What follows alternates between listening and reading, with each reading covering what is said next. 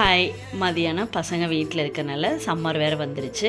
Custard powder வீட்டிலே செஞ்சு வச்சுருந்தேன். பாலில் காய்ச்சி எடுத்து வச்சுட்டு ஜவ்வரிசி சுடு தண்ணியில் போட்டு வச்சுட்டு அப்புறம் ப்ரௌனி வேணும்னு கேட்டிருந்தாங்க. அதுக்கு எல்லாம் ரெடி பண்ணி வச்சுட்டு ஜவ்வரிசியே இதில் ப்ரௌனி கூடயே கொஞ்சம் நேரம் வச்சிடலாம், சீக்கிரம் வெந்துடட்டும்.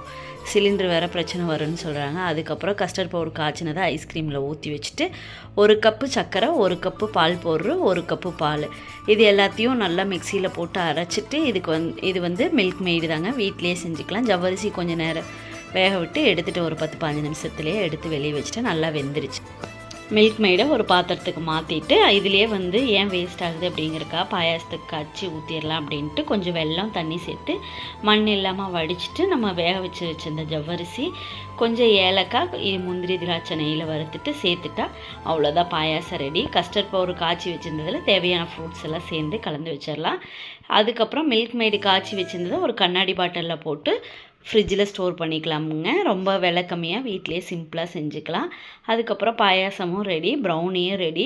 இந்த பாயாசத்தை ஒரு இதில் ஊற்றி வச்சு பார்க்கலாம். முதல்ல சின்ன வயசுலையெல்லாம் நம்ம ஜவ்வரிசி ஐஸ்கிரீமு, சேமியா ஐஸ்கிரீம் எல்லாம் சாப்பிடுவோம்ல, அது மாதிரி இருக்குமான்னு ஊற்றி வச்சு பார்க்கலான்னு ஒன்று மட்டும் ட்ரையலுக்காக ஊற்றி வச்சுருக்கேன். அதுக்கப்புறம் எல்லாத்தையும் அந்தந்த இடத்துல எடுத்து பசங்க வந்தால் சாப்பிட்டுக்கிட்டோன்னு எடுத்து வச்சாச்சு. என்னோடய வீடியோ பிடிச்சிருந்தா சப்ஸ்கிரைப் பண்ணுங்கள். பாய்.